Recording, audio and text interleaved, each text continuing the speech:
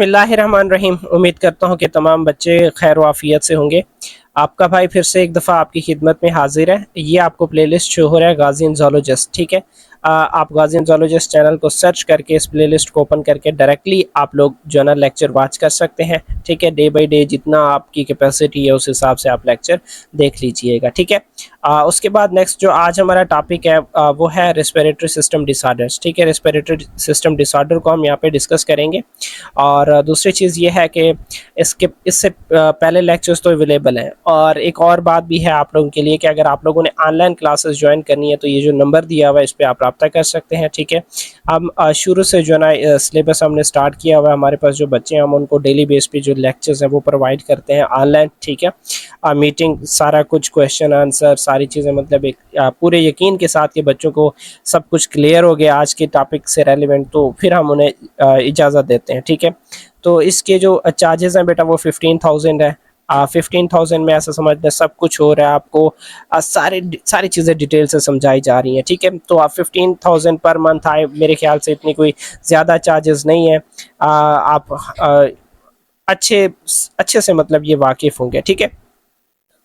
चलें उसके बाद हम अपने टॉपिक को डिस्कस करते हैं जो है कि है रेस्पिरेटरी डिसऑर्डर्स, मतलब जो रेस्पिरेटरी सिस्टम से रेलिवेंट या जो रेस्पिरेटरी आर्गन्स हैं बेटा उनमें कोई इन्फ्लेमेशन हो जाती है और उस इन्फ्लेमेशन की बेस पे वो प्रॉपरली वर्क नहीं करते, ठीक है। Respiratory disorder that effect lungs को इफेक्ट करते हैं या फिर other part of respiratory system, जैसे नोज़ की बात कर लें, ट्रैकिया की बात कर लें, लैरिंक्स की बात कर लें एटसेट्रा। किसी भी आर्गन अगर कोई भी आर्गन डैमेज हो रहा है तो उसको ऐसे डिजीज़ को, ठीक है, हम किसका नाम देते हैं, रेस्पिरेटरी डिसऑर्डर्स का नाम देते हैं, ठीक है। अच्छा उसके बाद next range from mild to severe condition. Mild का मतलब होता है कि हल्का सा भी मतलब इन्फेक्शन हो सकता है, ज़्यादा शदीद क्रिटिकल जो डिजीज़ है या डिसऑर्डर है वो भी हो सकता है। कॉमन इफेक्ट्स क्या है बेटा, इम्पेयर्ड ब्रीथिंग, ऑफ कोर्स इसका बेसिक मतलब यही रुकावट होगा कि सांस लेने में बेटा तंगी होती है। अगर सांस लेने में तंगी होगी तो ऑक्सीजन एक्सचेंज नहीं होगा जो कि हमारे बॉडी की हमारे सेल्स की बेसिक नीड है, ठीक है। ग्लूकोज की ब्रेक डाउन करने के लिए ऑक्सीजन चाहिए होता है। तो बेटा अगर ब्रीथिंग नहीं होगी तो गैस एक्सचेंज नहीं होगा तो ऑक्सीजन नहीं जाएगी तो हमारे जो सेल्स हैं वो ऑक्सीजन की गैर मौजूदगी में फिर मरना स्टार्ट हो जाएंगे। उसके बाद नेक्स्ट क्या चीज़ है बेटा, लंग फंक्शन इशू, ठीक है। अब लंग भी प्रॉपरली बेटा काम नहीं करेगा। ये आपको यहाँ पे स्क्रीन पे 6 जो है ना रेस्पिरेटरी डिसऑर्डर दिए हुए हैं, हम सारे नहीं पढ़ेंगे, ये हमारे बुक से नहीं है। हम अपने जो सिलेबस है हमारा जो चैप्टर हम उसको ज़्यादा फोकस करेंगे। अब बेटा एक लंग कैंसर है, इसी तरीके से COPD, ठीक है, कोरोनरी ऑब्स्ट्रक्टिव पल्मोनरी डिजीज़, ठीक है, जिसमें अस्थमा की बात कर लें, इसी तरीके से पल्मोनरी फाइब्रोसिस की बात कर लें, पल्मोनरी एम्बोलिज्म की बात कर लें, लंग्स डिजीज़ दूसरे भी हो सकते हैं, नमूनिया या फिर ट्यूबरक्लोसिस है, ठीक है।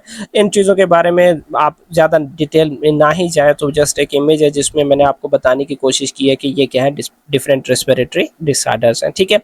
ये इनके बारे में फॉर एग्जांपल ये पल्मोनरी फाइब्रोसिस है या एम्बोलिज्म है, ये आपकी बुक का हिस्सा नहीं है, ठीक है। आप इन चीज़ों को साइड पे करें और आप आगे की तरफ चलें, ठीक है। अच्छा उसके बाद रेस्पिरेटरी डिसऑर्डर, लास्ट टाइम भी मैंने जब आप लोगों को पढ़ाया था मैंने कहा एक बंदा है उसके गले को काट दो, ठीक है, 2 हिस्सों में।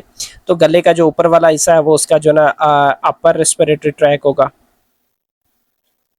अपर रेस्पिरेटरी ट्रैक होगा, और जो लोअर हिस्सा है वो लोअर रेस्पिरेटरी ट्रैक होगा, ठीक है, लोअर रेस्पिरेटरी ट्रैक, ठीक है। अब होगा ये बेटा कि अपर रेस्पिरेटरी ट्रैक से जो अब एक इन्फेक्शन है जिसका नाम है सिनेसिटस एक्चुअली इसको रियो सिनेसिटस भी कहते हैं, ठीक है, रियो सिनेसिटस भी कहते हैं। अब रियो सिनेसिटस एक बेटा ऐसा कंडीशन है जिसमें जो साइनसेस हैं, ठीक है, स्पेशली आप बात कर लें बेटा नेजल कैविटी, नेजल साइनसेस की बात कर लें, ठीक है, उसमें इन्फ्लेमेशन हो जाती है। अब साइनसेस क्या चीज़ है बेटा, ये एयर फील्ड कैविटीज़ होती हैं, ठीक है, एयर फील्ड बेटा कैविटीज़ होती हैं विद इन नोज़ की बात कर लें, ठीक है, इन नोज़। तो अब मैं यहाँ पे आपको दिखाता हूँ, इनकी 4 टाइप्स हैं बेटा, ठीक है। कितनी टाइप्स हैं, 4 टाइप्स हैं, ये चीज़ याद रखिएगा आप लोग। फर्स्ट ये है मैक्सिलरी साइनस, जो बेटा ये चिक्स जो बोन है उसके आसपास मौजूद होता है, ठीक है। उसके बाद नेक्स्ट जो है ना ये सेफनाइड साइनस है, जो आपको पता है ये आइज़ के लोअर साइड पे, ठीक है, लोअर साइड ऑफ आइज़, ठीक है, लोअर साइड ऑफ आइज़, ठीक है, वहाँ पे बेटा ये मौजूद होता है। अब इसी तरीके से जो ना ये एथमाइड साइनस है जो दोनों आइज़ के दरमियान में मौजूद होता है। उसके बाद ये फ्रंटल है बेटा, ये अबव द आईब्रोज मौजूद होता है, ठीक है, आईब्रोज के अबव में मौजूद होता है, ठीक है। अब ये 4 टाइप्स के बेटा जो है हमने जो साइनसेस पढ़े हैं, ये हमारे दोनों साइड पे, मतलब ये लेफ्ट साइड पे भी मौजूद है और राइट साइड पे भी मौजूद है, ठीक है, ये दोनों साइड पे मौजूद है। अब इसमें कोई इन्फ्लेमेशन हो जाती है, उस इन्फ्लेमेशन की वजह से जो ना बॉडी में फ्लूइड एक्यूमुलेट हो जाता है, ठीक है। इस चीज़ को बेटा हम किसका नाम देते हैं? सिनेसिटस का नाम देते हैं। अच्छा, अब इसकी बेटा 2 टाइप्स हैं, या तो ये एक्यूट हो सकता है जैसा कि 2 से 8 वीक तक हो सकता है, या फिर क्रोनिक हो सकता है जो लास्ट मच लॉन्गर, ज़्यादा टाइम के लिए, ज़्यादा ड्यूरेशन के लिए मतलब क्या करता है कि एग्जिस्ट होता है, और ऑफकोर्स इसका हमारी बॉडी पे नेगेटिव इम्पैक्ट होगा, नुकसान होंगे, ठीक है। अच्छा, काजेज़ क्या है? कोल्ड एंड वेट क्लाइमेट की वजह से हो सकता है, एटमॉस्फेरिक पोल्यूशन की वजह से हो सकता है, स्मोक या डस्ट की वजह से हो सकता है, डस्ट ओवरक्राउडिंग मतलब बहुत ज़्यादा डस्टी इन्वायरमेंट में। अब इसी तरीके से बेटा डेंटल इन्फेक्शन हो सकता है, वायरल इन्फेक्शन या बैक्टीरियल इन्फेक्शन की वजह से ये डिजीज़ हो सकता है। सिम्टम्स क्या है बेटा? फीवर है, नेजल ऑब्स्ट्रक्शन है, मतलब नेजल कैविटी उसका जम जाना जिससे सांस लेने में तंगी होती है, या पस या म्यूकस वगैरह डिजनरेट होता है। इन्हीं जो क्योंकि ये सिनेसिटस में होता ही यही है कि जो म्यूकस है उसकी एक्यूमुलेशन हो जाती है, वही एक्यूमुलेस फिर जो ना आपके जो नोज़ है उससे ब्लीड कर रहा होता है, बह रहा होता है। तो उसके अलावा जो है ना ये फेशियल पेन है या हेडेक भी हो सकता है, और जब ब्लीडिंग हो रही हो बेंडिंग के टाइम मतलब ज़्यादा सर दर्द करता है, ठीक है। अब उसके बाद बेटा हम इसके ट्रीटमेंट की बात करते हैं, तो एंटीबायोटिक्स दी जाती हैं या सल्फर ड्रग्स दी जाती हैं, ठीक है। If bacterial infection is confirm तब जो है ना सल्फर ड्रग्स दी जाती हैं। न्यूबिलाइजेशन करवाते हैं, और उसके क्या फंक्शन है बेटा कि ये पेन साइनस जो पेन है उसको, या नेज़ल इन्फ्लेमेशन है उसको रिड्यूस करता है और रिकवरी को ज़्यादा से ज़्यादा ठीक करवाता है। बेटा ये जो इस इमेज पे जितने भी चीज़ें दी हुई हैं ये हमने लास्ट स्लाइड पे डिस्कस कर ली हैं, ठीक है, और सिम्टम्स भी हमने ऊपर डिस्कस कर लिए। उसके बाद है बेटा नेक्स्ट ओटिटस मीडिया। ओटिटस मीडिया एक्चुअली ये जो इन्फ्लेमेशन है वो मिडिल ईयर में इन्फ्लेमेशन है। अब मिडिल ईयर में इन्फ्लेमेशन के पीछे वजह क्या है कि बेटा जो एस्टेशियन ट्यूब है वो प्रॉपरली वर्क नहीं करता। अब ये eustachian tube of course middle ear और जो ना नेज़ोफेरिंक्स के दरमियान में बेटा मौजूद होता है।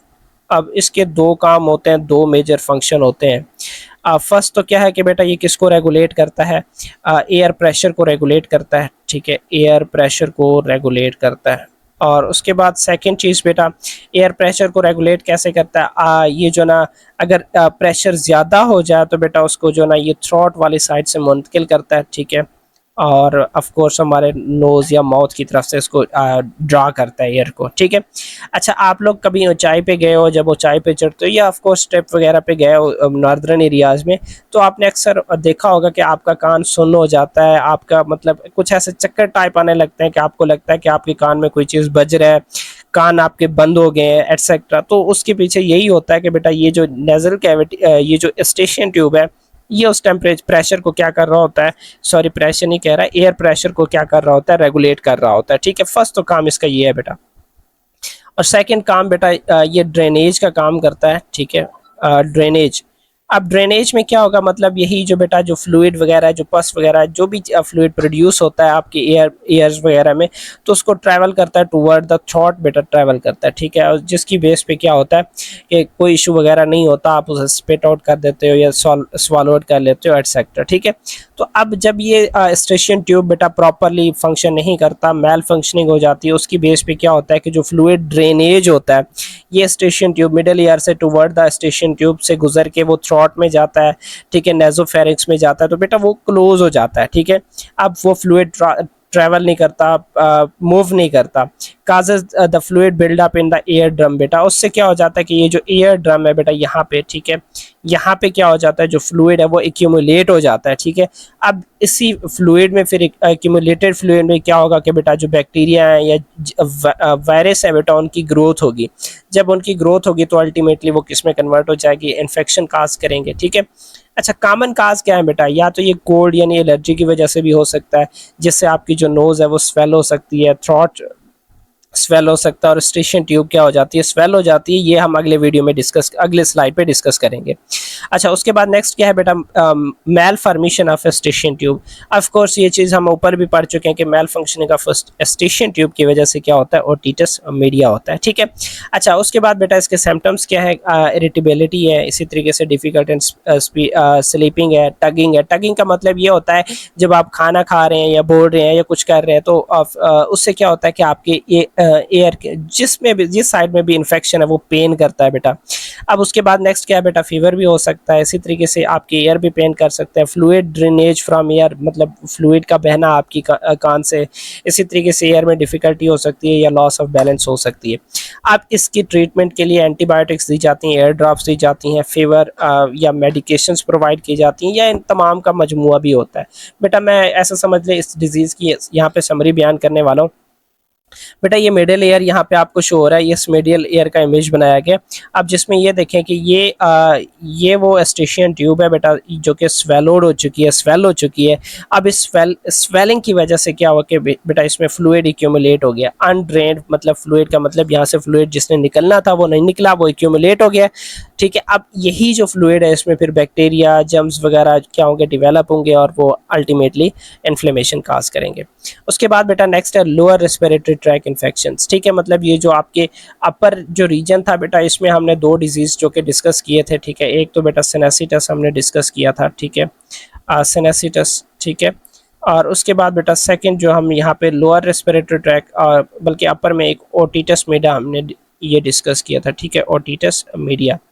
अब उसके बाद बेटा हम लोअर रेस्पिरेटरी ट्रैक डिसऑर्डर की बात कर रहे हैं, उसमें से जो एक है बेटा वो नमूनिया है, ठीक है। और इसके अलावा हम सेकंड टीबी डिस्कस करेंगे। इसमें क्या होता है, infection that inflames the air sacs, यानी जो एल्व्यूलाई है बेटा उसमें इन्फ्लेमेशन हो जाती है, ऑफ कोर्स एल्व्यूलाई की ब्रेकडाउन भी स्टार्ट हो जाती है, ठीक है। अब इसमें क्या होता है, air sacs with filled with fluid, उसमें फ्लूइड या पस की मतलब पस वगैरह रिलीज होता है, जिसकी बेस पे जो एयर कैविटीज़ हैं या जो आपके एयर सैक्स हैं या जो एल्व्यूलाई हैं बेटा वो उस पस से फिल हो जाते हैं, ठीक है। कफ विद फ्लेम, मतलब जब आपको खांसी होती है तो उससे जो म्यूकस वगैरह वो भी रिलीज हो रहा होता है साथ में। फीवर हो सकता है, चिल हो सकता है, डिफिकल्टी इन ब्रीथिंग, ये चीज़ें पॉसिबल हैं, ठीक है। ये ऐसा समझ लें ये इसके सिम्टम्स हैं, यही चीज़ हम आगे भी पढ़ेंगे। अच्छा, उसके बाद काजेज कौन सा हो सकते हैं, बैक्टीरिया, वायरस और फंजाई बेटा इसकी क्या हो सकते हैं, काजेज हो सकते हैं, ठीक है। इस डायग्राम को देखें बेटा, ये आपको नॉर्मल एयर सैक यानी नॉर्मल एल्व्यूलाई शो हो रहे हैं, और इस डायग्राम में बेटा आपको क्या शो हो रहा है कि ये एयर सैक्स हैं जिनमें क्या होता है, फ्लूइड होता है, और यही ऑफ कोर्स नमूनिया की वजह से ऐसा हो रहा है, ठीक है। ये आपको यहाँ से अंदाज़ा हो रहा होगा कि ये सारे जो ना इसमें डस्ट पार्टिकल्स सारी चीज़ें मौजूद हैं, ब्रेक डाउन हो चुकी हैं एल्व्यूलाई। अच्छा, उसके बाद बेटा नेक्स्ट इसके सिम्टम्स की बात करते हैं कि जिसमें क्या होता है बेटा, चेस्ट पेन होता है, वाइल्ड ब्रीथिंग या कफिंग। उसके अलावा जो है मेंटल चेंजेस या कन्फ्यूजन भी हो सकता है कि अगर एडल्ट की बात हो रही है। कफ विद फ्लैम, ये भी हम चीज़ पढ़ चुके हैं। फैटीग हो सकता है, फीवर हो सकता है, चिल हो सकता है या स्वेटनिंग हो सकता है। लोअर बॉडी टेम्परेचर, बॉडी का टेम्परेचर भी कम हो सकता है। इम्यूनो कम्प्रोमाइज्ड जो लोग हैं उनमें स्पेशली, मतलब ये कि जिसमें इम्यून सिस्टम वीक होता है या नहीं होता बेटा, ठीक है। इम्यून डेफिशिएंसी भी ऐसे लोगों को हम नाम देते हैं कि ऐसे लोगों में इम्यूनिटी बिल्कुल ख़त्म हो चुकी होती है, तो ऐसे लोगों में बॉडी टेम्परेचर चेंजेस भी आ सकते हैं। और स्पेशली ये बात हो रही है एल्डरली के, मतलब बूढ़े जो लोग होते हैं या बच्चे होते हैं उनमें जो इम्यूनिटी है वो बहुत वीक होता है बेटा। उसके बाद बेटा नोजिया हो सकता है, वॉमिटिंग हो सकता है और डायरिया हो सकता है। शॉर्टनेस ऑफ ब्रीथ, ठीक है, जो सांस में तंगी हो सकती है। उसके बाद बेटा अगर हम इसके ट्रीटमेंट की बात करें तो उसमें एंटीबायोटिक्स आती हैं for bacterial नमूनिया, anti fungal for fungal नमूनिया, ठीक है। इसी तरीके से एंटी वायरल मेडिकेशन जो ऐसा समझ लें वायरस से जनरेटेड होते हैं बेटा, उनके लिए क्या किया जाता है, मेडिकेशंस दी जाती हैं। उसके बाद ड्रेनेज ऑफ फ्लूइड, ये वो फ्लूइड है एक्चुअली जो लंग्स के वाल में डिवेलप होता है बेटा। आपने जो प्लूरा मेम्ब्रेन है, ठीक है, प्लूरा आपको पता है ये कवर करता है बेटा लंग्स को, ठीक है। अब अगर कवर द लंग्स, अब इन्हीं में क्या हो जाता है बेटा, अगर इन्फ्लेमेशन जनरेट हो जाए, मतलब उस इन्फ्लेमेशन से बेटा फिर फ्लूइड प्रोड्यूस होता है, ठीक है। अब उस फ्लूइड को नाम दिया जाता है प्लूरल एफ्यूजन, ठीक है। मतलब ये कि आपके जो बिटवीन द प्लूरा है, ठीक है, जो लंग्स को कवर प्रोटेक्टिव लेयर्स हैं जो लंग को प्रोटेक्ट करती हैं, उनके दरमियान में अगर फ्लूइड प्रोड्यूस हो गया, अगर फ्लूइड स्टोर हो गया, तो उसको फिर बेटा कैथेटर के ज़रिए या सर्जर के ज़रिए क्या किया जाता है, रिमूव किया जाता है। उसके बाद बेटा पल्मोनरी ट्यूबरक्लोसिस, जिसे हम टीबी का नाम देते हैं। अब टीबी बेटा एक्चुअली एक तो highly contiguous chronic bacterial infection है, मतलब काफ़ी ज़्यादा देर तक रहने वाली बीमारी है बेटा, ठीक है, काफ़ी ज़्यादा देर तक। ऐसा समझ लें जिस टीबी ने जिसका एक दफ़ा साथ पकड़ लिया ना, वो फिर सारी ज़िंदगी उसके साथ चिपकता रहता है, मतलब चिपका रहता है, जो उसका जान नहीं छोड़ता बेटा। अच्छा, ये किसकी वजह से होता है? माइकोबैक्टीरियम ट्यूबरक्लोसिस की वजह से होता है। अब इसमें क्या होता है कि जो माइकोबैक्टीरियम है ऑफ कोर्स वह एल्वेलाई में रिजाइड करता है, इन्फ्लेमेशन काज करता है, एल्वेलाई बस्ट हो जाती हैं। अब जिसकी बेस पे वो इन इलास्टिक स्ट्रक्चर्स में कन्वर्ट हो जाती हैं, कनेक्टिव टिश्यू में। अब आपको पता है ना भाई, एल्वेलाई ब्रेक डाउन हो गया इन इलास्टिक कनेक्टिव टिश्यू में, जिसकी बेस पे ना वो कंट्रैक्ट होंगे, ना वो गैस एक्सचेंज होंगे, तो एटसेट्रा एटसेट्रा एटसेट्रा, ठीक है, मतलब बहुत सारे इससे केसेस पॉसिबल हैं। अच्छा, उसके बाद नेक्स्ट क्या चीज़ है बेटा? Lung tissue forms protective capsule, जिन्हें हम ट्यूबरकल्स का नाम देते हैं, ठीक है। मैं यहाँ पे बात करता हूँ बेटा, फॉर एग्जांपल ये माइकोबैक्टीरियम है, हमारे इम्यून सिस्टम ने इसको सर्च किया और इसके अगेंस्ट क्या करता है बेटा, ग्लोब्यूलर स्ट्रक्चर बनाता है, कैप्सूल बनाता है, जिसको ट्यूबरकल्स का नाम दिया जाता है। अब ये ट्यूबरकल्स एक्चुअली बना होता है बेटा माइक्रोफेज का, क्योंकि हमारी इम्यूनिटी की रिस्पॉन्स होती है, उसको रिस्पॉन्स जनरेट करता है कि इसको किसी ना किसी तरीके से किल कर दिया जाए, ख़त्म कर दिया जाए, ठीक है। बट जब ये ट्यूबरकल्स बेटा अगर रैप्चर होगा, तो उससे क्या होगा कि जो इन्फेक्शन है वो हमारी बॉडी में सेपरेट हो जाएगा, स्प्रेड हो जाएगा, फैल जाएगा, ठीक है। उसका ऑफ कोर्स हमारी बॉडी पे क्या होगा बेटा, फिर नेगेटिव इम्पैक्ट होगा। बट ऐसा नहीं होता। एक और चीज़ मैं आप लोगों को यहाँ पे बता दूँ कि बेटा यही जो ट्यूबरकल्स होती हैं, ये दो तरीके का काम करती हैं। एक तो मतलब ये इम्यूनिटी में इन्वॉल्व होती हैं, ठीक है, मतलब हमारी बॉडी को प्रोटेक्ट कर रहे होते हैं, इस टीबी बैक्टीरिया को फैलने नहीं देते। बट ये हमारे बॉडी के अगेंस्ट, यानी अगेंस्ट इम्यूनिटी भी वर्क कर रहा होता है, कि यही बेटा क्या करते हैं कि टीबी बैक्टीरिया जो ट्यूबरक्लोसिस है, माइकोबैक्टीरियम, उसको सपोर्ट करते हैं, ठीक है। अब उससे क्या होगा कि बेटा फिर हम ये जो जर्म है वो बेटा तेज़ी से हमारी बॉडी में फैलेगा और हमारे लंग्स को क्या करेगा, बॉडी में नहीं सॉरी लंग्स को क्या करेगा, इम्पैक्ट करेगा, ठीक है। आई होप जो है ना यहाँ तक जो बात है बेटा वो क्लियर हो गई होगी, ठीक है। अच्छा, उसके बाद बेटा नेक्स्ट क्या चीज़ है, सिम्टम्स क्या चीज़ हैं। ये डायग्राम आपको ऑफ कोर्स शो हो रहा है बेटा, ये लंग्स में उन्होंने क्या शो किया है कि ये ट्यूबरक्लोसिस बैक्टीरिया शो कर दिया, और ऑफ कोर्स बेटा इसमें छोटे छोटे होल्स क्रिएट हो जाते हैं, हमारी बॉडी में होल्स क्रिएट कर देता है ये जो माइकोबैक्टीरियम बैक्टीरिया, ठीक है। माइकोबैक्टीरियम बैक्टीरिया हमारे बॉडी में क्या करता है, हमारे बॉडी नहीं सॉरी हमारे लंग्स में क्या करता है, होल्स क्रिएट कर देता है। सिम्टम्स क्या चीज़ है बेटा, लो ग्रेड इंटरमिटेंट फीवर है, स्पेशली इवनिंग के टाइम में। नाइट स्वेट है बेटा, इसी तरीके से वेट लॉस है, एनोरेक्सिया नर्वोसा भी इसको बेटा कहते हैं। अब इसमें क्या है कि भाई ऐसा समझ लें कि डर होता है, फियर ऑफ, ठीक है, ओबेसिटी, मतलब इसमें बेटा ऐसा समझ लें मोटापे से डरते हैं कि कहीं मोटापा ना हो जाए, ज़्यादा एक्सेसिव फूड हमारी बॉडी में स्टोर ना हो जाए, तो ऐसे लोग अक्सर हमेशा वीक रहते हैं, थिन रहते हैं, थिन बॉडी पोस्चर होती है बेटा उनकी। इसी तरीके से डिप्रेशन है, वीकनेस है, ड्राई या ब्लडी कफ हो सकता है, चेस्ट पेन या प्लूरल इन्फ्लेमेशन हो सकती है, जो हम लास्ट स्लाइड पे पढ़ चुके हैं, ठीक है। उसके बाद बेटा ट्रीटमेंट की बात कर लें, daily absorb treatment, short courses मतलब डॉट्स, छोटे छोटे स्मार्ट कोर्सेज करवाए जाते हैं बेटा। और उसके बाद मेडिकेशन फॉर 9 मंथ। अब ये आप इससे अंदाज़ा लगा सकते हैं बेटा, ये काफ़ी लंबे अरसे तक चलने वाली डिजीज़ है। इससे मतलब बंदा सारी ज़िंदगी इसको अपने साथ लेके चलता है, और ऑफ कोर्स अल्टीमेटली एक टाइम आता है कि आपके लंग्स बिल्कुल डैमेज हो चुके होते हैं, ठीक है। अब supervised by health professionals to ensure the full recovery के लिए किसी स्पेशल डॉक्टर के पास जाना पड़ेगा। एक और चीज़ बेटा याद रखिएगा कि ये जब आप कोई बंदा छींकता है या अब जब किसी बंदे को कफ होता है, तो उस दौरान जो जर्म्स हैं ये बैक्टीरिया मूव करते हैं फ्रॉम 1% टू अनदर पर्सन, ठीक है, फ्रॉम 1% टू अनदर पर्सन, ठीक है। अब उससे क्या होता है बेटा, जब एक पर्सन से दूसरे पर्सन में ये जर्म्स मूव करेंगे, तो अल्टीमेटली उसमें भी क्या काज करेंगे, टीबी काज करेंगे, ठीक है। तो ऐसा समझ लें कि ऐसे लोगों से जिनको टीबी हो, तो थोड़ा डिस्टेंस, ठीक है, डिस्टेंस क्रिएट करें, ताकि उनके जो जर्म्स हैं बेटा वो आप तक ना पहुँचे, वरना जो वो चीज़ सफ़र कर रहा है आप भी वही चीज़ सफ़र करेंगे, ठीक है। तो बेटा ये था हमारा आज का लेक्चर। व्हाट्सएप ग्रुप ज्वाइन करने के लिए जो है ना, आप लोग इस नंबर पर रब्ता कर सकते हैं, मैंने शुरू में भी बताया, अभी बता रहा हूँ, ठीक है। ऑनलाइन क्लास भी आप ज्वाइन कर सकते हैं, व्हाट्सएप ग्रुप भी ज्वाइन कर सकते हैं। व्हाट्सएप ग्रुप के लिए बेटा no charges for WhatsApp group, ठीक है बेटा। नो चार्जेस फॉर, ठीक है, व्हाट्सएप ग्रुप। और उसके बाद जो है ना ऑनलाइन क्लासेस भी आप लोग ज्वाइन कर सकते हैं जो हमने शुरू से स्टार्ट की हुई है। ठीक है, इंशाल्लाह बेटा मिलते हैं नेक्स्ट वीडियो में, तब तक इजाज़त चाहता हूँ। ओके, अल्लाह हाफिज़।